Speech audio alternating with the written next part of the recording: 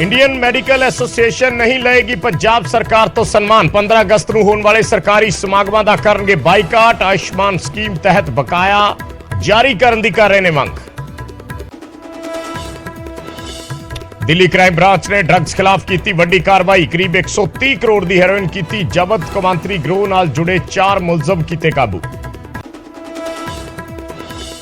Gurugram police ने NH48 ਨੂੰ जाम करने वाले हिरासत च लए किसान। बड़ी मुशक्कत नाल खुलवाया जाम। 1810 एकड़ जमीन एक्वायर करने खिलाफ सी किसानां दा प्रदर्शन।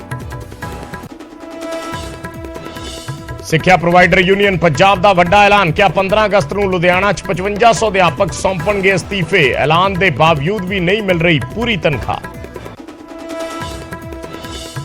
पंजाब च अज तो विधायकों को मिलेगी सिर्फ एक पेंशन।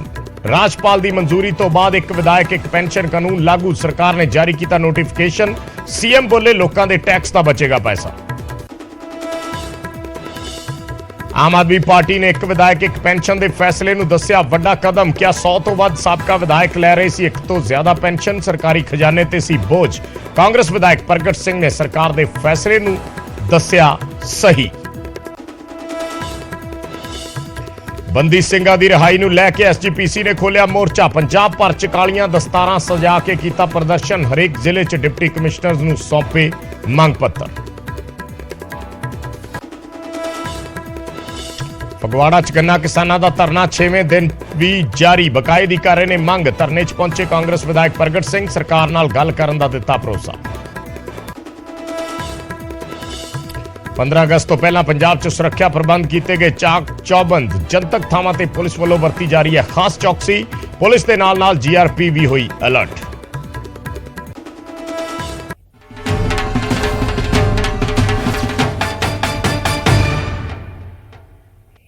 सत श्री अकाल। न्यूज़ 18 पंजाब हरियाणा हिमाचल देख रहे सारे दर्शकों का स्वागत है। मैं हाँ विजयपाल सिंह बराड़। सब तो पहला एक वड्डी खबर। जनतक थावां ते मास्क मोड जरूरी कर दिता गया है। अलर्ट मोड च पंजाब सरकार भी है। पंजाब सरकार ने सख्ती की है। जनतक थावां ते मास्क दोबारा जरूरी कर दिता गया है। यानी कोरोना के मामले लगातार सामने आ रहे हैं। कोरोना के वाधे केसां नूं लैके सरकार ने यह निर्देश जारी किए ने कि जनतक थावां ते हुण मास्क पाउणा जरूरी होएगा। इनडोर ते आउटडोर मास्क जरूरी होएगा। सारे स्कूलों सरकारी ते निजी दफ्तरां दे विच भी मास्क पाउणा लाजमी कर दिता गया है। पंजाब सरकार दे ਇਹ निर्देश आए ने क्योंकि पिछले दिनों के कोरोना के केस लगातार बढ़ते जा रहे हैं और उन्होंने केसां नूं लैके पंजाब सरकार ने यह फैसला लिया है। अलर्ट जारी किया है कि जिहड़ियां भी भीड़ भाड़ वालियां थावां ने, बाजार ने, मॉल्स ने, होर दुकानां ने जिथे लोगों का संपर्क आपस दे विच ज्यादा रहिंदा है उन्हां थावां ते मास्क पाउणे लाजमी होणगे। पंकज कबाई साडे सहयोगी जुड़े ने होर जानकारी दे लई। पंकज की इंस्ट्रक्शनस ने सरकार वल्लों जिहड़ियां जारी कीतियां गईयां ने? देखो इस वेले क्योंकि दिल्ली दे विच पहलां असीं देखिया कि मास्क ना लगाउण ते जुर्माना जिहड़ा ओह सरकार वल्लों फैसला लिता गया सीगा। हुण पंजाब सरकार ने भी ये लाजमी कर दिता है जिथे भीड़ भाड़ वाले जगह होणगियां उत्थे मास्क लगाना लाजमी कर दिता गया। हालांकि फाइन नहीं किया गया अजे केसां नूं देखते हुए, लेकिन सख्ती जरूर हुण कर दी गई है क्योंकि पिछले अगर एक हफ्ते के आंकड़े देखे जान वो डराने वाले ने कोविड के। तो इसे वजह करके सरकार वालों इस गल का हिदायतां नवीं हिदायतां जारी की गई, एडवाइजरी जारी की गई और खास तौर पर सोशल डिस्टेंस का ख्याल रखा जाए और पब्लिक प्लेस से थुकन तो भी जी है मनाही की गई है, रोक लगाई गई है। और इस दे नाल प्राइवेट पे सरकारी अस्पतालों भी कोविड की गाइडलाइन पूरी तरीके दे नाल फॉलो कीतियां जान इस गल का भी जिक्र किया गया। और इस दे नाल खास तौर पर प्राइवेट सैक्टर दे विच जिहड़े दफ्तर ने उत्थे भी मास्क लगाया जाए, सरकारी दफ्तरां च भी मास्क लगाया जाए, इस गल का भी जिक्र नवीं हिदायतां च नजर आ रहा है। अच्छा पंकज, ये एक चीज समझण वाली है। वैसे तो सरकार एहतियातन ये फैसले लैंदी है और आम लोगों को कहा जाता है जिहड़े भी कोई मॉल जाते हैं या बाजार जाते हैं कि तुसी मास्क ला के रखो ताकि एक दूजे के संपर्क च ना आओ। पर दूजे पासे जे आपां पंजाब की स्थिति नूं देखिए, मैं सिर्फ पंजाब की गल करदा, जगह जगह धरने प्रदर्शन हो रहे हैं। 6 दिन ਤੋਂ ਕਿਸਾਨ ਨੈਸ਼ਨਲ ਹਾਈਵੇ ਰੋਕ ਕੇ ਬੈਠੇ ਆ, ਹਜ਼ਾਰਾਂ ਦੀ ਗਿਣਤੀ 'ਚ ਨੇ। ਕੋਈ ਸਿੱਖਿਆ ਪ੍ਰੋਵਾਈਡਰ ਪ੍ਰੋਟੈਸਟ ਕਰ ਰਹੇ ਆ, ਕੋਈ ਸਿਹਤ ਮਹਿਕਮੇ ਦੇ ਮੁਲਾਜ਼ਮ ਜਿਹੜੇ ਨੇ ਪ੍ਰੋਟੈਸਟ ਕਰ ਰਹੇ ਨੇ, ਔਰ ਹਜ਼ਾਰਾਂ ਦੀ ਗਿਣਤੀ ਦੇ ਵਿੱਚ ਪੁਲਿਸ ਨਾਲ ਧੱਕਾ ਮੁੱਕੀ ਹੁੰਦੀ ਰਹਿੰਦੀ ਹੈ ਕਿ ਉੱਥੇ ਕੋਈ ਰੂਲ ਲਾਗੂ ਨਹੀਂ ਹੁੰਦਾ। ਦੇਖੋ ਉਸ ਜਗ੍ਹਾ ਦੇ ਉੱਤੇ ਵੀ ਰੂਲ ਜਿਹੜਾ ਉਹ ਲਾਗੂ ਹੁੰਦਾ ਵਾ, ਉਸ ਜਗ੍ਹਾ ਦੇ ਉੱਤੇ ਵੀ, ਕਿਉਂਕਿ ਅਜੇ ਤੱਕ ਕੋਈ ਫਾਈਨ ਜਿਹੜਾ ਵਾ ਉਹਨੂੰ ਇੰਪਲੀਮੈਂਟ ਨਹੀਂ ਕਰਵਾਇਆ ਜਾਂਦਾ। ਅਸਲ ਦੇ ਵਿੱਚ ਸਵਾਲ ਇਹ ਹੈ। ਬਿਲਕੁਲ ਵਿਜੇ, ਤੁਹਾਨੂੰ ਯਾਦ ਹੋਏਗਾ ਕਿ ਜਦੋਂ ਕਿਸਾਨ ਅੰਦੋਲਨ ਚੱਲਿਆ ਸੀਗਾ ਉਸ ਵੇਲੇ ਵੀ ਕੋਵਿਡ ਸਿਖਰਾਂ ਦੇ ਉੱਤੇ ਸੀਗਾ, ਉਸ ਵੇਲੇ ਹਾਹਾਕਾਰ ਮਚੀ ਹੋਈ ਸੀਗੀ, ਲੇਕਿਨ ਅੰਦੋਲਨ ਇੱਕ ਪਾਸੇ ਚੱਲ ਰਿਹਾ ਸੀਗਾ। ਤਾਂ ਅੰਦੋਲਨਕਾਰੀਆਂ ਨੂੰ ਵੀ ਇਸ ਗੱਲ ਦੀ ਸਮਝ ਰੱਖਣੀ ਚਾਹੀਦੀ ਹੈ ਕਿ ਇਹ ਲਾਗ ਬਿਮਾਰੀ ਹੈ, ਇੱਕ ਤੋਂ ਦੂਸਰੇ ਨੂੰ ਫੈਲਦੀ, ਦੂਸਰੇ ਤੋਂ ਤੀਸਰੇ ਨੂੰ ਫੈਲਦੀ ਹੈ, ਔਰ ਇਸ ਦੇ ਰਿਜ਼ਲਟ ਅਸੀਂ ਪਿਛਲੇ ਸਾਲਾਂ ਦੇ ਵਿੱਚ ਦੇਖੇ ਹੈ। ਹਜ਼ਾਰਾਂ ਲੋਕਾਂ ਨੇ ਜਾਨ ਜਿਹੜੀ ਉਹ ਗਵਾਈ ਹੈ, ਔਰ ਹਜ਼ਾਰਾਂ ਦੇ ਆਪਣੇ ਚਲੇ ਗਏ ਨੇ। ਤਾਂ ਇਸ ਵਜ੍ਹਾ ਕਰਕੇ ਜ਼ਿੰਮੇਵਾਰੀ ਆਮ ਲੋਕਾਂ ਨੂੰ ਵੀ ਸਮਝਣੀ ਹੋਏਗੀ, ਧਰਨਾਕਾਰੀਆਂ ਨੂੰ ਵੀ ਸਮਝਣੀ ਹੋਏਗੀ ਕਿ ਅਜਿਹੀ ਮੁਸੀਬਤ ਦੁਬਾਰਾ ਪੰਜਾਬ ਦੇ ਵਿੱਚ ਨਾ ਖੜੀ ਹੋਵੇ ਜਾਂ ਦੇਸ਼ ਦੇ ਵਿੱਚ ਖੜੀ ਹੋਵੇ। ਤਾਂ ਇਸ ਵਜ੍ਹਾ ਕਰਕੇ ਅਜੇ ਕਿਉਂਕਿ ਪੁਲਿਸ ਵੱਲੋਂ ਜਾਂ ਪ੍ਰਸ਼ਾਸਨ ਵੱਲੋਂ ਕੋਈ ਫਾਈਨ ਨਹੀਂ ਹੈ, ਲੇਕਿਨ ਪ੍ਰਸ਼ਾਸਨ ਦੀ ਇਹ ਕੋਸ਼ਿਸ਼ ਹੋਏਗੀ ਕਿ ਅਗਰ ਕਿਤੇ ਧਰਨਾ ਮੁਜ਼ਾਹਰਾ ਹੁੰਦਾ ਹੈ ਤਾਂ ਉੱਥੇ ਵੀ ਸੋਸ਼ਲ ਡਿਸਟੈਂਸ ਦਾ ਖਿਆਲ ਰੱਖਿਆ ਜਾਵੇ। ਹਾਲਾਂਕਿ ਪ੍ਰੈਕਟੀਕਲੀ ਤੌਰ ਤੇ ਇਹ ਪੋਸੀਬਲ ਨਹੀਂ ਹੁੰਦਾ ਸੋਸ਼ਲ ਡਿਸਟੈਂਸ ਦਾ ਖਿਆਲ ਜਿਹੜਾ ਉਹ ਧਰਨਿਆਂ ਦੇ ਵਿੱਚ ਹੋਵੇ, ਲੇਕਿਨ ਸਰਕਾਰ ਵੱਲੋਂ ਹੁਣ ਇਹ ਨਵੀਆਂ ਹਿਦਾਇਤਾਂ ਕੋਵਿਡ ਦੇ ਵੱਧਦੇ ਕੇਸਾਂ ਨੂੰ ਦੇਖਦੇ ਹੋਏ ਜਾਰੀ ਕਰ ਦਿੱਤੀਆਂ ਗਈਆਂ ਨੇ। ਠੀਕ ਹੈ, ਧੰਨਵਾਦ ਪੰਕਜ ਇਸ ਜਾਣਕਾਰੀ ਦੇ ਲਈ। ਤਾਂ ਪੰਜਾਬ ਦੇ ਵਿੱਚ ਮਾਸਕ ਦੁਆਰੇ ਜ਼ਰੂਰੀ ਹੋ ਗਿਆ ਹੈ। ਇਨਡੋਰ ਹੋਵੇ ਆਊਟਡੋਰ ਹੋਵੇ, ਜਿੱਥੇ ਵੀ ਇਕੱਠ ਹੈ, ਭੀੜ-ਭਾੜ ਵਾਲੀਆਂ ਥਾਵਾਂ ਨੇ, ਜਨਤਕ ਥਾਵਾਂ ਨੇ, ਬਾਜ਼ਾਰ ਨੇ, ਮਾਲ ਨੇ, ਸਿਨੇਮਾ ਹਾਲ ਨੇ, ਪਾਰਕ ਨੇ, ਹਰ ਜਗ੍ਹਾ ਤੇ ਮਾਸਕ ਜਿਹੜਾ ਹੈ ਉਹ ਜ਼ਰੂਰੀ ਕਰ ਦਿੱਤਾ ਗਿਆ। ਫਿਲਹਾਲ ਜੁਰਮਾਨਾ ਨਹੀਂ ਹੈ, ਪਰ ਮਾਸਕ ਲਾ ਕੇ ਰੱਖਣਾ ਹੋਏਗਾ।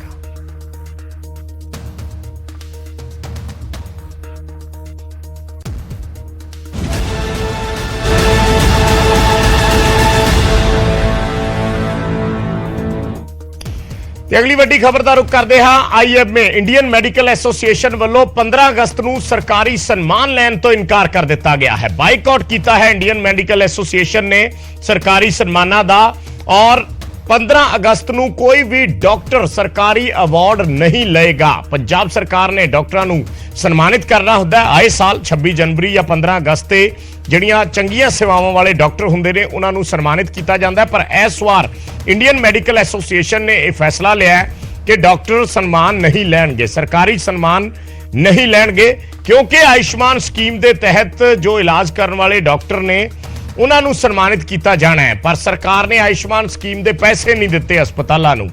ਸੋ ਹਰ ਜ਼ਿਲ੍ਹੇ ਦੇ ਇੱਕ ਸਰਕਾਰੀ ਤੇ ਇੱਕ ਨਿੱਜੀ ਹਸਪਤਾਲ ਨੂੰ ਸਨਮਾਨਿਤ ਕੀਤਾ ਜਾਂਦਾ ਹੈ, ਪਰ ਕਿਉਂਕਿ ਆਯੁਸ਼ਮਾਨ ਸਕੀਮ ਦਾ ਬਕਾਇਆ ਹਸਪਤਾਲਾਂ ਨੂੰ ਜਾਰੀ ਨਹੀਂ ਹੋਇਆ, ਇਸ ਕਰਕੇ ਡਾਕਟਰਾਂ ਨੇ ਸਨਮਾਨ ਲੈਣ ਤੋਂ ਇਨਕਾਰ ਕੀਤਾ ਹੈ ਔਰ ਬਾਈਕਾਟ ਕਰਨ ਦਾ ਐਲਾਨ ਕੀਤਾ ਗਿਆ ਹੈ ਇੰਡੀਅਨ ਮੈਡੀਕਲ ਐਸੋਸੀਏਸ਼ਨ ਦੀ ਪੰਜਾਬ ਇਕਾਈ ਵੱਲੋਂ ਕਿ ਅਸੀਂ ਇਹ ਸਨਮਾਨ ਜਿਹੜੇ ਹੈ ਸਰਕਾਰ ਤੋਂ ਨਹੀਂ ਲਵਾਂਗੇ।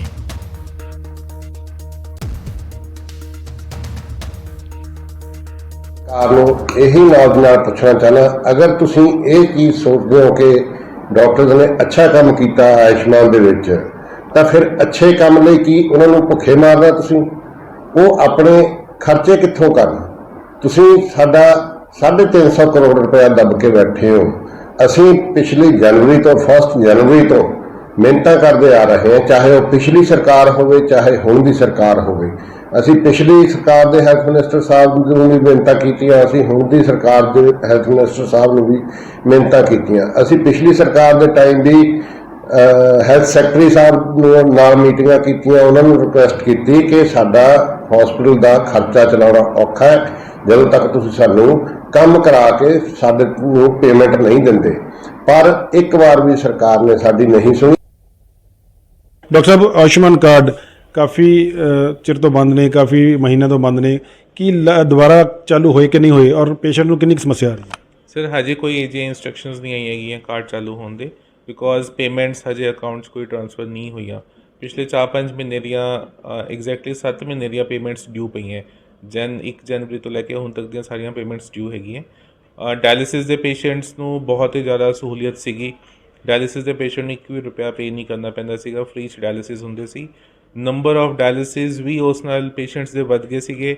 ਪੇਸ਼ੈਂਟ ਦੀ ਡਾਇਲਿਸਿਸ ਦੀ ਕੰਪਲਾਇੰਸ ਬੜੀ ਅੱਛੀ ਹੋ ਗਈ ਸੀਗੀ, ਅਤੇ ਜਿਹੜੇ ਪੇਸ਼ੈਂਟ ਪੈਸੇ ਨਾ ਹੋਣ ਕਰਕੇ ਡਾਇਲਿਸਿਸ ਨਹੀਂ ਕਰਾ ਪਾਉਂਦੇ ਸੀਗੇ, ਸਿੱਕ ਹੁੰਦੇ ਸੀ, ਫਿਰ ਹਸਪੀਟਲ ਐਡਮਿਟ ਹੁੰਦੇ ਸੀ, ਉਹਨਾਂ ਨੂੰ ਬਹੁਤ ਖਰਚਾ ਪੈਂਦਾ ਸੀਗਾ। ਉਹ ਵੀ ਆਯੁਸ਼ਮਾਨ ਹੋਣ ਕਰਕੇ ਉਹ ਬੜੇ ਬਚਾ ਰਹਿੰਦੇ ਸੀ ਪੇਸ਼ੈਂਟ ਨੂੰ ਤੇ ਬੜਾ ਅੱਛਾ ਉਹਨਾਂ ਦਾ ਟ੍ਰੀਟਮੈਂਟ ਚੱਲਦਾ ਸੀਗਾ। ਐਡਮਿਸ਼ਨ ਸਰਕਾਰ ਕਹਿ ਰਹੀ ਹੈ ਅਸੀਂ ਪੈਸੇ ਰਿਲੀਜ਼ ਕਰਤੇ। ਆ ਸਰਕਾਰ ਦੀ ਤਰਫੋਂ ਸਿਰਫ ਫੇਸ ਸੇਵਿੰਗ ਹੈ। ਸਿਰਫ ਹਸਪੀਟਲਸ, ਪ੍ਰਾਈਵੇਟ ਹਸਪੀਟਲਸ ਦੇ 10 ਤੋਂ 15% ਪੈਸੇ ਰਿਲੀਜ਼ ਕੀਤੇ ਹੈ, ਉਹ ਵੀ ਇੰਨੇ ਟਾਈਮ ਬਾਅਦ। ਪਿਛਲੇ 6 ਮਹੀਨਿਆਂ 'ਚ 10 ਤੋਂ 15% ਜੇ ਪੈਸੇ ਰਿਲੀਜ਼ ਕੀਤੇ ਹੈ ਤਾਂ ਇਸ ਤੋਂ ਵੱਧ ਤਾਂ ਸਾਡਾ ਇੰਟਰਸਟ ਹੀ ਹੋ ਗਿਆ ਹੋਣਾ ਜਿਹੜੀ ਸਾਡੀ ਪੈਂਡਿੰਗ। ਆਯੁਸ਼ਮਾਨ ਕਾਰਡ ਬੰਦ ਨਹੀਂ ਹੋਇਆ ਇੱਥੇ, ਤੇ ਅਸੀਂ ਲਗਾਤਾਰ ਉੱਤੇ ਇਲਾਜ ਸਾਡੇ ਹੋ ਰਹੇ ਆ। ਪੇਸ਼ੈਂਟ ਜਿਹੜਾ ਵੀ ਪੇਸ਼ੈਂਟ ਆਯੁਸ਼ਮਾਨ ਕਾਰਡ ਦੇ ਅੰਡਰ ਪੈਕੇਜ ਜਿਹੜਾ ਵੀ ਉਹਨੂੰ ਮਿਲਦਾ ਵਾ, ਉਹ ਜਿਹੜੇ ਅਵੇਲੇਬਲ ਹੈਗੇ ਆ, ਉਹ ਸਾਰੇ ਜਿਹੜੇ ਹੈਗੇ ਆ ਉੱਥੇ ਇਲਾਜ ਜਿਹੜਾ ਆਯੁਸ਼ਮਾਨ ਕਾਰਡ ਦੇ ਅੰਦਰ ਹੀ ਹੋ ਰਿਹਾ। ਸਾਡੇ ਹਸਪਤਾਲ 'ਚ ਬੰਦ ਨਹੀਂ ਹੋਇਆ। ਇਹ ਤਾਂ ਕਾਫੀ ਦੇਰ ਤੋਂ ਚੱਲ ਰਿਹਾ ਜੀ। ਜਿਹੜਾ ਵੀ ਪੇਸ਼ੈਂਟ ਆਉਂਦਾ ਸਾਰੇ ਆਯੁਸ਼ਮਾਨ ਜਿਹਦਾ ਵੀ ਕਾਰਡ ਬਣਿਆ ਹੋਇਆ ਉਹਦਾ ਸਾਰਾ ਕੀ ਕਹਿੰਦੇ ਇਲਾਜ ਜਿਹੜਾ ਇੱਥੇ ਫ੍ਰੀ ਹੋ ਰਿਹਾ। ਸਾਡੇ ਜਿਹੜੇ ਆਯੁਸ਼ਮਾਨ ਪੈਨਲਡ ਹਸਪੀਟਲ ਹੈ ਉਹਨਾਂ ਦੀ ਪੇਮੈਂਟਾਂ ਨਹੀਂ ਆ ਰਹੀਆਂ। ਦਸੰਬਰ ਤੋਂ ਬਾਅਦ ਕੋਈ ਪੇਮੈਂਟ ਨਹੀਂ ਆਈ। ਹੁਣ ਇਹ 5-7 ਦਿਨ ਪਹਿਲੇ 10% ਪੇਮੈਂਟ ਰਿਲੀਜ਼ ਕੀਤੀ ਹੈ। ਸਾਡੀ ਡਿਮਾਂਡ ਹੈ ਵੀ ਸਾਡੀ ਬਾਕੀ ਪੇਮੈਂਟ ਵੀ ਦਿਓ ਤਾਂ ਕਿ ਦੁਬਾਰਾ ਸਕੀਮ ਚਾਲੂ ਹੋ ਸਕੇ। ਗਵਰਨਮੈਂਟ ਨਹੀਂ ਚਾਹੁੰਦੀ ਸਾਡੀ ਪੇਮੈਂਟ ਦੇਣਾ। ਪੀਜੀਆਈ ਨੂੰ ਤਾਂ ਦੇਤੀ, ਬਾਕੀ ਸਾਡੇ ਜਿੰਨੇ ਪ੍ਰਾਈਵੇਟ ਇੰਪਲੋਇਸ 10% ਪੇਮੈਂਟ ਦਿੱਤੀ ਹੈ। ਤੇ ਸਾਨੂੰ ਹੁਣ ਸੋਚ ਰਹੇ ਜਿਹੜੇ ਜ਼ਿਆਦਾ ਕੰਮ ਜਿਨ੍ਹਾਂ ਨੇ ਕੀਤਾ ਹੈ ਉਹਨਾਂ ਨੂੰ ਸਨਮਾਨਿਤ ਕਰਨ ਵਾਸਤੇ 15 ਅਗਸਤ ਵਾਸਤੇ ਬੁਲਾਇਆ ਸਾਨੂੰ, ਲੇਕਿਨ ਸਾਡੇ IMA ਪੰਜਾਬ ਲੈਵਲ ਤੇ ਬਾਈਕਾਟ ਕੀਤਾ ਹੈ। ਕੋਈ ਸਨਮਾਨ ਨਹੀਂ ਲੈਣਾ ਸੀ, ਪਹਿਲੇ ਸਾਡੀ ਪੇਮੈਂਟ ਦਿਓ ਫਿਰ ਅਸੀਂ ਸਨਮਾਨ। ਹਸਪਤਾਲਾਂ ਦੇ ਵਿੱਚ ਆਯੁਸ਼ਮਾਨ ਸਕੀਮ ਦੇ ਤਹਿਤ ਮਰੀਜ਼ਾਂ ਦਾ ਇਲਾਜ ਨਹੀਂ ਹੋ ਰਿਹਾ। ਇਸ ਸਕੀਮ ਦੇ ਲਾਭਪਾਤਰੀ ਇਲਾਜ ਬੰਦ ਹੋਣ ਕਰਕੇ ਪਰੇਸ਼ਾਨ ਨੇ। ਸਾਡੇ ਨਾਲ ਤੁਸੀਂ ਦੇਖ ਸਕਦੇ ਹੋ ਇਹਨਾਂ ਦਾ ਡਾਇਲਿਸਿਸ ਜਿਹੜਾ ਹੋ ਰਿਹਾ, ਇਹਨਾਂ ਨੂੰ ਪੁੱਛ ਲੈਂਦੇ ਹਾਂ ਕਿੰਨੀ ਦੇਰ ਤੋਂ ਡਾਇਲਿਸਿਸ ਕਰਵਾ ਰਹੇ ਨੇ ਔਰ ਕਿੰਨੀ ਦੇਰ ਤੋਂ ਪੈਸੇ ਦੇ ਰਹੇ ਨੇ। ਮੈਨੂੰ ਹੋ ਗਿਆ ਜੀ 1.5 ਸਾਲ ਹੋ ਗਿਆ ਜੀ ਡਾਇਲਿਸਿਸ ਕਰਾਉਂਦੇ ਨੂੰ। ਅੱਗੇ ਆਯੁਸ਼ਮਾਨ ਕਾਰਡ ਤੇ ਉੱਤੇ ਫ੍ਰੀ ਹੁੰਦਾ ਹੈਗਾ ਜੀ, ਹੁਣ 3 ਮਹੀਨੇ ਹੋ ਗਏ ਪੈਸੇ ਪੱਲਿਓਂ ਦੇਣੇ ਪੈਂਦੇ। 3000 ਰੁਪਈਆ ਲੱਗ ਜਾਂਦਾ ਜੀ ਇੱਕ ਡਾਇਲਿਸਿਸ ਦਾ ਸਾਰੇ ਟੀਕੇ। ਅਤੇ ਇਸ ਵਾਰ ਬਹੁਤ ਔਖਾ ਹੋਇਆ ਪਿਆ। ਘਰੇ ਇਕੱਲਾ ਹੀ ਕਮਾਉਣ ਵਾਲਾ ਵਾ, ਹੋਰ ਕੋਈ ਕਮਾਉਣ ਵਾਲਾ ਹੈ ਨਹੀਂ ਗਈ। ਕਿੰਨੇ ਹਫ਼ਤੇ ਡਾਇਲਿਸਿਸ ਹੁੰਦੇ ਨੇ? ਹਫ਼ਤੇ ਵਿੱਚ 2 ਹੁੰਦੇ ਆ ਜੀ। ਕਿੰਨੇ ਪੈਸੇ ਲੱਗ ਜਾਂਦੇ ਨੇ? 3000 ਰੁਪਈਆ ਇੱਕ ਡਾਇਲਿਸਿਸ 'ਤੇ ਲੱਗ ਜਾਂਦਾ ਜੀ। ਹਜੇ ਵੀ ਸ਼ੁਰੂ ਨਹੀਂ ਹੋਇਆ ਇਲਾਜ? ਇਲਾਜ ਨਹੀਂ ਹਜੇ ਹੋਇਆ ਨਹੀਂ ਗਾ ਜੀ। ਉਹ ਕਹਿ ਰਹੇ ਆ ਜੀ, ਵੈਸੇ ਕਹਿੰਦੇ ਆ ਬਹੁਤ ਟਾਈਮ ਦੇ, ਪਰ ਹਜੇ ਤੱਕ ਕੋਈ ਆਸ ਨਹੀਂ ਗਈ। ਪੱਲਿਓਂ ਪੈਸੇ ਦੇਣੇ ਪੈਂਦੇ ਆ, ਪੈਸੇ ਇਕੱਠੇ ਕਰ ਕੇ ਮਸਾਂ ਆ ਕੇ ਡਾਇਲਿਸਿਸ ਕਰਾਉਣ ਆਉਂਦੇ ਆ। ਜੇ ਨਹੀਂ ਕਰਾਉਂਦੇ ਔਖੇ ਹੋਏ ਨਹੀਂ। ਮਾਤਾ ਜੀ ਨੇ ਇਹ ਵੀ ਡਾਇਲਿਸਿਸ ਕਰਾਉਣੇ। ਮਾਤਾ ਜੀ ਤੁਸੀਂ ਵੀ ਆਯੁਸ਼ਮਾਨ ਕਾਰਡ ਦੇ ਤਹਿਤ ਡਾਇਲਿਸਿਸ ਕਰਾਉਂਦੇ ਪਹਿਲਾਂ? ਹਾਂਜੀ, ਹੁਣ ਪੈਸੇ ਦੇ ਕੇ ਕਰਾਉਂਦੇ ਜੀ। ਕਿੰਨੀ ਦੇਰ ਤੋਂ ਪੈਸੇ ਦੇ ਕੇ ਕਰਾਉਂਦੇ? ਆਹ 3 ਮਹੀਨੇ ਹੋ ਗਏ। 3-4 ਹਫ਼ਤੇ 'ਚ ਕਿੰਨੇ ਡਾਇਲਿਸਿਸ ਹੁੰਦੇ ਤੁਹਾਡੇ? 2 ਹੁੰਦੀਆਂ ਨੇ ਜੀ। ਕਿੰਨੇ ਪੈਸੇ ਲੱਗ ਜਾਂਦੇ? 300-400 ਰੁਪਏ ਲੱਗ ਹੀ ਜਾਂਦਾ। 3-4 ਹਜ਼ਾਰ ਰੁਪਏ ਲੱਗ ਹੀ ਜਾਂਦਾ। ਡਾਕਟਰ ਦਾ ਕੀ ਕਹਿਣਾ? ਡਾਕਟਰ ਕਰਦੇ ਨਹੀਂ ਆਯੁਸ਼ਮਾਨ ਕਾਰਡ ਤੇ? ਨਹੀਂ, ਉਹ ਕਹਿੰਦੇ ਪਿੱਛੇ ਹੀ ਬੰਦ ਹੋ ਗਿਆ। ਕਿੰਨੀ ਕੁ ਦਿੱਕਤ ਆ ਰਹੀ ਹੈ? ਦਿੱਕਤ ਆਉਂਦੀ ਹੈ ਜੀ। ਘਰੇ ਕਮਾਉਣ ਵਾਲਾ ਇਕੱਲਾ ਗਾ ਅਤੇ ਹੁਣ ਡਾਇਲਿਸਿਸ ਤਾਂ ਕਰਾਉਣੀ ਪੈਂਦੀ। ਜੇ ਨਹੀਂ ਕਰਾਉਂਦੇ ਫਿਰ ਮੈਂ ਔਖੀ ਹੁੰਦੀ ਹਾਂ। ਪਾਰਟੀ ਦਾ ਕਹਿਣਾ ਹੈ ਕਿ ਆਯੁਸ਼ਮਾਨ ਸਕੀਮ ਦੇ ਤਹਿਤ ਬਹੁਤ ਸਾਰੇ ਬੋਗਸ ਬਿੱਲ ਬਣ ਗਏ ਸੀ। ਸਰਕਾਰ ਇਸ ਪਾਸੇ ਕੰਮ ਕਰ ਰਹੀ ਹੈ ਤੇ ਹੁਣ ਤੱਕ 100 ਕਰੋੜ ਰੁਪਏ ਦੀ ਰਾਸ਼ੀ ਜਾਰੀ ਵੀ ਕੀਤੀ ਜਾ ਚੁੱਕੀ ਹੈ। ਦੇ ਵਿੱਚ ਬਹੁਤ ਸਾਰੇ ਬੋਗਸ ਬਿੱਲ ਕਲੇਮ ਕੀਤੇ ਗਏ ਆ। ਬਹੁਤ ਸਾਰੇ ਮਤਲਬ ਝੂਠੇ ਜਿਹੜੇ ਬਿੱਲ ਪਾਸ ਕਰਾਉਣ ਦੀ ਕੋਸ਼ਿਸ਼ ਵੀ ਵੱਡਾ ਸਕੈਂਡਲ ਹੈ, ਜਿਹੜੀ ਕਿ ਇੱਕ ਪਰੰਪਰਾ ਬਣੀ ਹੋਈ ਸੀ ਪੰਜਾਬ 'ਚ। ਇਸ ਕਰਕੇ ਉਹਦੀ ਪੇਮੈਂਟ ਜ਼ਰੂਰ ਰੁਕੀ ਸੀ। ਹੁਣ 100 ਕਰੋੜ ਰੁਪਇਆ ਉਹਦਾ ਜਾਰੀ ਕਰਤਾ ਪਿਛਲੇ ਹਫ਼ਤੇ। ਨਹੀਂ ਕਿਉਂ, ਕਿੱਥੇ ਨਹੀਂ ਇਲਾਜ ਹੋ ਰਿਹਾ? ਨਹੀਂ, ਤੁਸੀਂ ਆਪਣੇ ਕੋਲੋਂ, ਅਸੀਂ ਤੇ ਅਜੇ ਹੋਰ ਬਹੁਤ ਸਾਰੀ ਗੁੰਜਾਇਸ਼ ਹੈ, ਬਹੁਤ ਸਾਰੀ ਗੁੰਜਾਇਸ਼। 100 ਕਰੋੜ ਰੁਪਇਆ ਸਰਕਾਰ ਨੇ ਰਿਲੀਜ਼ ਕਰਤਾ ਹੈ।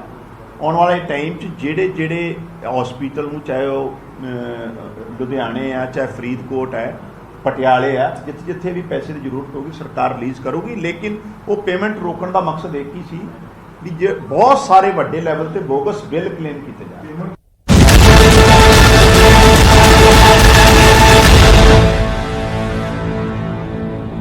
ਤੇ ਗੱਲ ਕਰਦੇ ਹਾਂ ਡਾਕਟਰ ਰਾਜ ਬਹਾਦਰ ਦੀ, ਜਿਨ੍ਹਾਂ ਦਾ ਅਸਤੀਫਾ ਪਿਛਲੇ ਦਿਨੀ ਮਨਜ਼ੂਰ ਹੋ ਗਿਆ।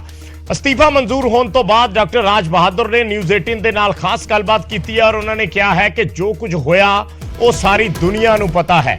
ਉਹਨਾਂ ਨੇ ਕਿਹਾ ਕਿ ਮੈਨੂੰ ਕੋਈ ਪਛਤਾਵਾ ਜਾਂ ਦੁੱਖ ਨਹੀਂ ਹੈ। ਪਹਿਲਾ ਬਿਆਨ ਉਹਨਾਂ ਦਾ ਅਸਤੀਫਾ ਮਨਜ਼ੂਰ ਹੋਣ ਤੋਂ ਬਾਅਦ ਆਇਆ ਹੈ। ਉਹਨਾਂ ਨੇ ਕਿਹਾ ਹੈ ਕਿ ਫਰੀਦਕੋਟ ਦਾ ਵਾਤਾਵਰਣ ਖਰਾਬ ਹੈ, ਜਿੰਨੀ ਸੇਵਾ ਲਿਖੀ ਸੀ ਉਨੀ ਕਰ ਲਈ। ਇਹ ਗੱਲ ਡਾਕਟਰ ਰਾਜ ਬਹਾਦਰ ਵੱਲੋਂ ਕਹੀ ਗਈ ਹੈ। ਫਰੀਦਕੋਟ ਦੇ ਵਾਤਾਵਰਣ ਨੂੰ ਉਹਨਾਂ ਨੇ ਖਰਾਬ ਦੱਸਿਆ ਹੈ। ਉਹਨਾਂ ਕਿਹਾ ਕਿ ਅਸੀਂ ਪਹਿਲਾਂ ਹੀ 500 ਗੱਦਿਆਂ ਲਈ ਆਰਡਰ ਦਿੱਤਾ ਸੀ, ਸਰਕਾਰ ਪੁੱਛੇਗੀ ਤਾਂ ਮੈਂ ਜ਼ਰੂਰ ਦੱਸਾਂਗਾ। ਉਹਨਾਂ ਕਿਹਾ ਕਿ ਮੇਰੀ ਸਰਕਾਰ ਦੇ ਨਾਲ ਕੋਈ ਨਾਰਾਜ਼ਗੀ ਨਹੀਂ ਹੈ। 71 ਸਾਲਾਂ ਦੀ ਸਰਵਿਸ ਦੇ ਵਿੱਚ ਅਜਿਹਾ ਟ੍ਰੀਟਮੈਂਟ ਕਦੇ ਨਹੀਂ ਹੋਇਆ ਜੋ ਹੁਣ ਵਾਪਰਿਆ ਹੈ ਤੇ ਇਹ ਬਹੁਤ ਮੰਦਭਾਗਾ ਹੈ। ਇਹ ਗੱਲ ਡਾਕਟਰ ਰਾਜ ਬਹਾਦਰ ਵੱਲੋਂ ਅੱਜ ਕਹੀ ਗਈ ਹੈ। ਨਿਊਜ਼ 18 ਦੇ ਨਾਲ ਖਾਸ ਗੱਲਬਾਤ ਕਰਦਿਆਂ ਹੋਇਆਂ ਡਾਕਟਰ ਰਾਜ ਬਹਾਦਰ ਉਹਨਾਂ ਨੇ ਨਿਊਜ਼ 18 ਦੇ ਨਾਲ ਖਾਸ ਗੱਲਬਾਤ ਕੀਤੀ ਹੈ ਔਰ ਉਹਨਾਂ ਨੇ ਕਿਹਾ ਹੈ ਕਿ ਅਸੀਂ ਪਹਿਲਾਂ ਹੀ ਸਰਕਾਰ ਨੂੰ ਆਰਡਰ ਦਿੱਤਾ ਹੋਇਆ ਸੀ, ਜੋ ਸਰਕਾਰ ਪੁੱਛੇਗੀ ਤਾਂ ਅਸੀਂ ਉਸ ਦਾ ਜਵਾਬ ਵੀ ਦੇਵਾਂਗੇ। ਸੀਐਮ ਨੇ ਤੁਹਾਡਾ ਅਸਤੀਫਾ ਮਨਜ਼ੂਰ ਕੀਤਾ, ਉਸ ਤੇ ਤੁਹਾਡਾ ਪਹਿਲਾ ਰਿਐਕਸ਼ਨ ਕੀ ਹੈ? ਮੈਂ ਆਮ ਵਰਕਿੰਗ, ਦੇਖੋ ਤੁਸੀਂ ਮੈਂ ਕੰਮ ਕਰ ਰਿਹਾ ਬੜਾ ਵਧੀਆ, ਖੁਸ਼ ਹਾਂ, ਆਈ ਐਮ ਵੈਰੀ ਹੈਪੀ। ਇਹ ਸਰਕਾਰ ਦੇ ਲਈ ਕੰਮ ਕਰ ਰਹੇ ਹੋ? ਸਰਕਾਰੀ ਕੰਮ ਹੈ, ਇਹ ਡਿਫਰੈਂਟ ਡਿਪਾਰਟਮੈਂਟ ਹੈ। ਡਿਫਰੈਂਟ ਡਿਪਾਰਟਮੈਂਟ ਹੈ। ਇਸ ਡਿਪਾਰਟਮੈਂਟ 'ਚ ਕੀ ਹੈ? ਇਹ ਡਿਪਾਰਟਮੈਂਟ ਆਫ ਸੋਸ਼ਲ ਸਿਕਿਉਰਿਟੀ ਹੈ। ਤੇ ਅਸਤੀਫਾ ਮਨਜ਼ੂਰ ਕਿਉਂ ਕੀਤਾ ਉਹਨਾਂ ਨੇ? ਕਾਰਨ ਕੀ ਲੱਗਦਾ? ਤੁਹਾਡੀ ਗੱਲਬਾਤ ਨਹੀਂ ਹੋ ਸਕੀ ਕਿਹਦੇ ਨਾਲ ਜੀ? ਮੁੱਖ ਮੰਤਰੀ ਨੇ। ਮੈਂ ਉੱਥੇ ਜਾਣਾ ਨਹੀਂ ਚਾਹੁੰਦਾ ਸੀ ਬਿਕੋਜ਼ ਉੱਥੇ ਦਾ ਵਾਤਾਵਰਣ ਠੀਕ ਨਹੀਂ ਹੈ। ਜੇ ਸਿਹਤ ਮੰਤਰੀ ਉਹੀ ਨੇ, ਵਤੀਰਾ ਤਾਂ ਉਹੀ ਰਹੇਗਾ ਕਿਤੇ ਨਾ ਕਿਤੇ। ਇੱਥੇ ਕੋਈ ਤਾਲੁਕਾਤ ਨਹੀਂ ਉਹਨਾਂ ਦਾ, ਇਸ ਡਿਪਾਰਟਮੈਂਟ 'ਚ ਕੋਈ ਤਾਲੁਕਾਤ ਨਹੀਂ। ਪਰ ਬਾਈ ਚਾਂਸ ਜਿਵੇਂ ਰੇਡ ਕਰਦੇ ਨੇ ਉਹ ਜਾ ਕਰ ਕੇ, ਨਹੀਂ ਸਕਦੇ ਹੋ। ਇੱਥੇ ਕਿਉਂ ਨਹੀਂ ਕਰ ਸਕਦੇ? ਇੱਥੇ ਡਿਪਾਰਟਮੈਂਟ ਆਫ ਸੋਸ਼ਲ ਸਿਕਿਉਰਿਟੀ ਹੈ, ਮਿਨਿਸਟਰ ਹੋ ਰਿਹਾ ਇੱਥੇ ਕੋਈ। ਪਰ ਜਿਸ ਤਰ੍ਹਾਂ ਬਾਕੀ ਤਾਂ ਡਾਕਟਰ ਹੈਗੇ ਨੇ, ਆਈਐਮਏ ਹੈਗਾ ਹੈ, ਉਹਨਾਂ ਨੇ ਸਨਮਾਨ ਲੈਣ ਤੋਂ ਮਨਾ ਕਰਤਾ 15 ਅਗਸਤ ਨੂੰ। ਜਿਵੇਂ ਤੁਹਾਡੇ ਸਮਰਥਨ 'ਚ ਜਿਹੜੇ ਆਏ ਨੇ, ਜਾਂ ਇੱਕ ਪੇਸ਼ੇ ਨੂੰ ਜ਼ਰੂਰ ਚਿੰਤਾ ਹੈਗੀ ਹੈ? ਨਹੀਂ, ਪਰ ਚਲੋ ਜੇ ਆਈਐਮਏ ਵਾਲੇ if they are taking that stand it is good for the medical fraternity, but then ਕੰਮ ਤਾਂ ਕਰਨਾ ਹੀ ਹੈ ਡਾਕਟਰਾਂ ਨੇ। ਕਿ ਸੀਐਮ ਨੇ ਸਿਹਤ ਮੰਤਰੀ ਦਾ ਸਾਥ ਦਿੱਤਾ, ਵੀਸੀ ਉਹਨਾਂ ਦਾ ਸਾਥ ਨਹੀਂ, ਇਟ ਇਜ਼ ਸੀਐਮ ਸਰਕਾਰ ਹੈ, ਉਹ ਜਿਹਦੀ ਮਰਜ਼ੀ ਸਾਥ ਦੇਣ। ਮੈਨੂੰ ਵੀ ਉਹਨਾਂ ਨੇ ਕਿਹਾ ਤਾਂ ਵੀ ਮੰਗੀ, ਪਹਿਲਾਂ ਤਾਂ ਕਿਹਾ ਹੀ ਥਾ ਉਹਨਾਂ ਨੇ। ਤੁਹਾਨੂੰ ਮਿਲਣ ਲਈ ਵੀ ਬੁਲਾਇਆ ਸੀ? ਨਹੀਂ, ਮੈਂ ਉਸ ਵੇਲੇ ਕੋਵਿਡ ਹੋ ਗਿਆ ਤਾਂ ਮੈਂ ਇਸ ਕਰਕੇ ਨਹੀਂ ਜਾ ਸਕਿਆ। ਫਿਰ ਉਸ ਤੋਂ ਬਾਅਦ ਗੱਲਬਾਤ ਨਹੀਂ ਕੀਤੀ ਉਹਨਾਂ ਨੇ? ਫਿਰ ਗੱਲਬਾਤ ਨਹੀਂ ਹੋਈ। ਇਹ ਵੀ ਕਹਿੰਦੇ ਕਿ ਤੁਹਾਨੂੰ ਮਨਾਉਣ ਦੀ ਕੋਸ਼ਿਸ਼ ਕੀਤੀ ਪਰ ਤੁਸੀਂ ਸ਼ਾਇਦ ਨਹੀਂ ਮੰਨੇ। ਨਹੀਂ, ਮੈਂ ਇਦਾਂ ਨਹੀਂ, ਉਹਨੇ ਪਹਿਲਾਂ ਕਿਹਾ ਥਾ ਮੈਨੂੰ, ਪਰ ਦੈਨ ਮੈਂ since I have decided from the beginning itself ਵੀ ਮੈਂ ਨਹੀਂ ਜਾਣਾ ਤਾਂ ਨਹੀਂ ਜਾਣਾ। ਸੋਚ ਹੀ ਲਿਆ ਸੀਗਾ ਕਿ ਜਾਣਾ ਹੀ ਨਹੀਂ? ਬਿਲਕੁਲ ਸੋਚ ਲਿਆ था, बड़ा क्लियर था मैं ਉਸ ਮਿਸਬੀਹੇਵ ਕਰਕੇ, उस इंसीडेंट करके। ਜੌਬ ਪ੍ਰੋਫਾਈਲ ਨੂੰ ਲੈ ਕੇ ਜਾਂ ਪੇਸ਼ੇ ਨੂੰ ਲੈ ਕੇ ਅੱਗੇ ਕਿਵੇਂ ਦੇਖਦੇ ਹੋ ਕਿ ਐਵੇਂ ਹੀ ਲੋਕਾਂ ਦੇ ਨਾਲ ਇਲਾਜ? देखो डॉक्टर ਹੁੰਦਾ, ਇਹ ਜਿਹੜੇ ਬਾਕੀ ਅਹੁਦੇ ਹੈ, ਡਾਇਰੈਕਟਰ ਹੈ, ਪ੍ਰਿੰਸੀਪਲ ਹੈ, ਮੈਂ ਸਾਰਾ ਕੁਝ ਦੇਖ ਲਿਆ, ਮੈਡੀਕਲ ਸਟੂਡੈਂਟ ਹੈ, ਵਾਈਸ ਚਾਂਸਲਰ ਹੈ, ਕੁਝ ਹੋਰ ਵੀ ਹੋ ਜਾਓ ਤੁਸੀਂ, ਭਾਵੇਂ ਹੋ ਜਾਓ, ਪਰ ਡਾਕਟਰ ਨੇ ਡਾਕਟਰ ਹੀ ਰਹਿਣਾ, ਉਹਦੀ ਜਾਤ ਨਹੀਂ ਬਦਲ ਸਕਦੀ। ਮੈਨੂੰ ਰੱਬ ਨੇ ਹੱਡੀਆਂ ਦਾ ਡਾਕਟਰ ਬਣਾਇਆ, ਸਪਾਈਨ ਦਾ ਡਾਕਟਰ ਬਣਾਇਆ, ਇਹੀ ਮੇਰੀ ਜਾਤ ਹੈ। ਤਾਂ ਉੱਥੇ ਕਈਆਂ ਨੇ ਲੱਡੂ ਵੀ ਵੰਡੇ ਜੀ। ਨਹੀਂ, ਉਹ ਖੁਸ਼ ਹੋਏ, ਤਾਂ ਇਸੇ ਕਰਕੇ ਤਾਂ ਮੈਂ ਜਾਣਾ ਨਹੀਂ ਚਾਹੁੰਦਾ ਵਾਂ ਉੱਥੇ। ਉਹਨਾਂ ਦਾ ਕੀ ਮਨਸ਼ਾ ਹੈ ਇਸ ਤਰੀਕੇ ਦੀ ਲੱਡੂ ਵੰਡਣਾ? ਇਹ ਚੀਜ਼ ਉਹਨਾਂ ਦੀਆਂ ਕੁਝ ਡਿਮਾਂਡਾਂ ਥੀਆਂ ਜਿਹੜੀਆਂ ਮੈਂ ਪੂਰੀਆਂ ਨਹੀਂ ਕਰ ਸਕਦਾ, ਉਹ ਡਿਮਾਂਡਾਂ ਪੂਰੀਆਂ ਕੀਤੀਆਂ ਨਹੀਂ ਜਾ ਸਕਦੀਆਂ ਰੂਲ ਦੇ ਹਿਸਾਬ ਨਾਲ। ਅੱਛਾ, ਹਾਂ। ਜਿਸ ਤਰੀਕੇ ਦੀ ਕੀ ਡਿਮਾਂਡ? ਨਹੀਂ, ਪ੍ਰਮੋਸ਼ਨਾਂ ਕਰ ਦਿਓ, ਕੰਟਰੈਕਟਰ ਨੂੰ ਰੈਗੂਲਰ ਕਰ ਦਿਓ। ਰੈਗੂਲਰ ਤਾਂ ਸਰਕਾਰ ਨੇ ਕਰਨੇ, ਮੈਂ ਥੋੜਾ ਸਹਿ ਰੈਗੂਲਰ ਕਰ ਸਕਦਾ। ਇਹੀ ਮੈਂ ਸਮਝਾਉਂਦਾ ਥਾ ਉਹਨਾਂ ਨੂੰ ਵੀ ਕੋਈ ਵੀ ਕੰਟਰੈਕਚੁਅਲ EMPLOYE ਜਾਂ ਆਊਟਸੋਰਸ EMPLOYE ਨੂੰ ਅਸੀਂ ਰੈਗੂਲਰ ਨਹੀਂ ਕਰ ਸਕਦੇ। ਜਿੱਦਣ ਸਰਕਾਰ ਨੇ ਕਰਨੇ ਹੈ, ਮੈਂ ਕਿਹਾ ਉਹਨਾਂ ਦੀ ਸ਼ਾਹੀ, ਸਰਕਾਰ ਦੀ ਸ਼ਾਹੀ ਸੁੱਕਣੇ ਤੋਂ ਪਹਿਲਾਂ ਮੈਂ ਰੈਗੂਲਰ ਕਰੂੰਗਾ। ਹਾਲੇ ਤਾਂ ਰੈਗੂਲਰ ਨਹੀਂ ਕੀਤੇ, ਸਰਕਾਰ ਨੇ ਕੀਤੀ ਵੀ, ਫਿਰ ਇਹ ਹੈ ਇਸ਼ੂ। ਤੇ ਅਗਲੀ ਖਬਰ ਦਾ ਰੁਖ ਕਰਦੇ ਹਾਂ। 3 ਸਾਲਾ ਦਿਵਜੋਤ ਦਾ ਪੋਸਟਮਾਰਟਮ ਹੋਇਆ ਹੈ ਔਰ ਪੁਲਿਸ ਨੇ ਲੜਕੀ ਦੀ ਮ੍ਰਿਤਕ ਦੇ ਪਿਤਾ ਨੂੰ ਸੌਂਪ ਦਿੱਤੀ ਹੈ। ਮਾਸੂਮ ਦਾ ਪਰਿਵਾਰ ਯਮਨਾ ਨਗਰ ਦੇ ਲਈ ਰਵਾਨਾ ਹੋ ਗਿਆ ਔਰ ਬੱਚੀ ਦੇ ਪਿਤਾ ਨੇ ਹੁਣ ਇਨਸਾਫ ਦੀ ਗੁਹਾਰ ਲਾਈ ਹੈ ਕਿ ਮੇਰੀ ਬੱਚੀ ਦਾ ਕਤਲ ਹੋਇਆ ਔਰ ਮੈਨੂੰ ਇਨਸਾਫ ਦਿੱਤਾ ਜਾਵੇ। ਇਹ ਜਿਹੜੀ ਅੰਮ੍ਰਿਤਸਰ ਦੇ ਵਿੱਚ ਜਿਸ ਬੱਚੀ ਦੀ ਲਾਸ਼ ਮਿਲੀ ਸੀ ਸ਼੍ਰੀ ਹਰਮੰਦਰ ਸਾਹਿਬ ਦੇ ਪ੍ਰੀਮਿਸਿਸ ਦੇ ਵਿੱਚ, ਸ਼੍ਰੀ ਹਰਮੰਦਰ ਸਾਹਿਬ ਦੇ ਨੇੜੇ, ਉਸ ਬੱਚੀ ਦਾ ਪੋਸਟਮਾਰਟਮ ਹੋ ਗਿਆ ਹੈ ਔਰ ਪੋਸਟਮਾਰਟਮ ਤੋਂ ਬਾਅਦ ਉਸ ਦੀ ਜਿਹੜੀ ਮ੍ਰਿਤਕ ਦੇ ਹੈ ਉਹ ਉਸਦੇ ਪਿਤਾ ਦੇ ਹਵਾਲੇ ਕਰ ਦਿੱਤੀ ਗਈ ਔਰ ਪੋਸਟਮਾਰਟਮ ਰਿਪੋਰਟ ਦੇ ਵਿੱਚ ਇਹ ਆਇਆ ਕਿ ਬੱਚੀ ਦੀ ਮੌਤ ਸਾਹ ਘੁੱਟਣ ਦੇ ਨਾਲ ਹੋਈ ਹੈ। ਸਾਹ ਘੁੱਟਣ ਦੇ ਨਾਲ ਮੌਤ ਹੋਈ ਹੈ, ਇਹ ਪੋਸਟਮਾਰਟਮ ਰਿਪੋਰਟ ਦੇ ਵਿੱਚ ਲਿਖਿਆ ਗਿਆ ਹੈ। ਦਰਅਸਲ ਕੱਲ ਬੱਚੀ ਦੀ ਮਾਂ ਰਾਜਪੁਰਾ ਪਹੁੰਚੀ ਸੀ ਔਰ ਉਸਨੇ ਰਾਜਪੁਰਾ ਪੁਲਿਸ ਦੇ ਕੋਲ ਸ਼ਿਕਾਇਤ ਲੈ ਕੇ ਉਹ ਪਹੁੰਚੀ ਸੀ ਮਿਸਿੰਗ ਦੀ, ਕਿ ਉਸਦੀ ਬੇਟੀ ਗੁੰਮ ਹੈ, ਪਰ ਪੁਲਿਸ ਨੇ ਉਸ ਨੂੰ ਪਛਾਣ ਲਿਆ ਤੇ ਉਸ ਨੂੰ ਗ੍ਰਿਫਤਾਰ ਕਰ ਲਿਆ। ਸ਼੍ਰੀ ਦਰਬਾਰ ਸਾਹਿਬ ਦੇ ਨੇੜੇ ਇਸ ਮਾਸੂਮ ਬੱਚੀ ਦੀ ਲਾਸ਼ ਮਿਲੀ ਸੀ ਔਰ ਉਸ ਤੋਂ ਬਾਅਦ ਲਗਾਤਾਰ ਇਸ ਮਹਿਲਾ ਦੀ ਤਲਾਸ਼ ਕੀਤੀ ਜਾ ਰਹੀ ਸੀ। ਉਸਦੇ ਮਹਿਲਾ ਦੇ ਪਤੀ ਨੇ ਵੀ ਯਮਨਾ ਨਗਰ ਦੇ ਵਿੱਚ ਰਿਪੋਰਟ ਦਰਜ ਕਰਵਾਈ ਹੋਈ ਸੀ ਉਸਦੀ ਗੁੰਮਸ਼ੁਦਗੀ ਦੀ। ਉਸ ਤੋਂ ਬਾਅਦ ਯਮਨਾ ਨਗਰ ਪੁਲਿਸ ਨੂੰ ਪਤਾ ਚੱਲਿਆ, ਫਿਰ ਯਮਨਾ ਨਗਰ ਪੁਲਿਸ ਆਈ ਤੇ ਅੰਮ੍ਰਿਤਸਰ ਉਹਨਾਂ ਦੇ ਪਰਿਵਾਰ ਨੂੰ ਲੈ ਕੇ ਪਹੁੰਚੀ ਤੇ ਅੱਜ ਪੋਸਟਮਾਰਟਮ ਤੋਂ ਬਾਅਦ ਉਸ ਬੱਚੀ ਦੀ ਲਾਸ਼ ਉਸਦੇ ਪਿਤਾ ਦੇ ਹਵਾਲੇ ਕਰ ਦਿੱਤੀ ਗਈ।